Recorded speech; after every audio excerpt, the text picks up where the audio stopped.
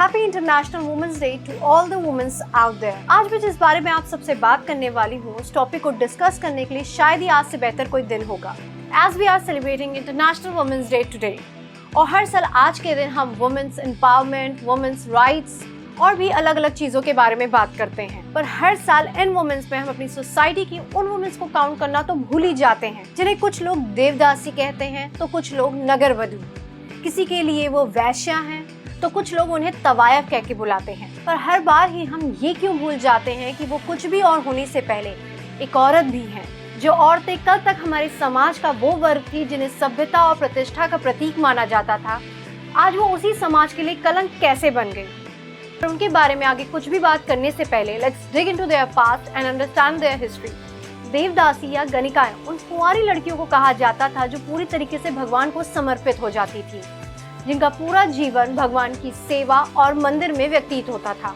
19वीं सेंचुरी तक ये गणिकाएं कला और संस्कृति का केंद्र मानी जाती थी। पारंपरिक शास्त्रीय संगीत और नृत्य की कला को आगे बढ़ाने का काम करती थी। उस वक्त तक इनका सोशल, इकोनॉमिकल और पॉलिटिकल स्टेटस काफी हाई हुआ करता था। पर फिर कुछ सालों बाद जैसे जैसे कॉलोनियल पावर्स बढ़ती चली गई, वैसे वैसे समाज में इन औरतों की मान प्रतिष्ठा घटती चली गई। उन्हें बदनाम करने के लिए उन्हें नॉच गर्ल्स और सेक्स स्लेव कहकर उनका मजाक बनाया जाने लगा और उनके रहने की जगह को वैश्यालय या ब्रॉथल का नाम दे दिया गया। पर उन्होंने भी अपने साथ में इस नाइंसाफी का बदला लेने के लिए अंग्रेजी ताकतों के खिलाफ हो रहे स्वतंत्रता की लड़ाई में अपना पूरा योगदान दिया और उन्होंने अपने ठिकानों को क्रांतिकारियों के बैठकी का अड्डा बना दिया और जरूरत पड़ने पर उन्हें छावनी में भी तब्दील कर दिया। And they also provided them monetary assistance. Gangubai Kathiawadi एक ऐसी ही महिला की कहानी है जिन्होंने अपनी पूरी लाइफ इन औरतों और इनके बच्चों की हक की लड़ाइयाँ लड़ी। जिन औरतों और लड़कियों को इस काम में जबरदस्ती ढकेला गया था, उन औरतों को वापस उनके घर सही सलामत पहुँचाने में उनकी मदद की। शायद इसीलिए उनके चाहने वाले उन्हें गंगू माँ के नाम से बुलाते थे। आप में से कुछ लोग मेरी बात से सहमत होंगे और कुछ असहमत होंगे, पर आज इनके लिए आवाज उठाना इसलिए जरूरी था क्योंकि एशिया का सबसे बड़ा रेड लाइट एरिया सोनागाची कोलकाता में है और क्योंकि आगे आने वाली जिस भारत की कल्पना हम सब करते हैं उसमें इन 10 लाख से भी ज्यादा औरतों का स्थान होगा।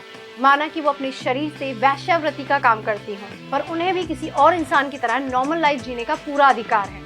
ये बात सिर्फ उनके लिए नहीं है बल्कि हमारे अपने और इस देश के लिए है, क्योंकि दुनिया में बदलाव तो हर कोई लाना चाहता है। तो क्यों ना इस बदलाव की शुरुआत खुद से की जाए, अपने नजरिए को बदल के। वीडियो को एंड करने से पहले मेरी आप सबसे रिक्वेस्ट है that start respecting her without any discrimination, क्योंकि हम में से हर कोई जिंदगी जीने के लिए हर रोज लड़ाइयाँ लड़ रहा है, पर ये लड़ाई आसान हो जाएगी अगर हम सब मिलके लड़ें। So let's take a pledge to understand and accept the real essence of feminism. If you like this video and found it valuable, do share it and don't forget to subscribe my YouTube channel Being Vocal.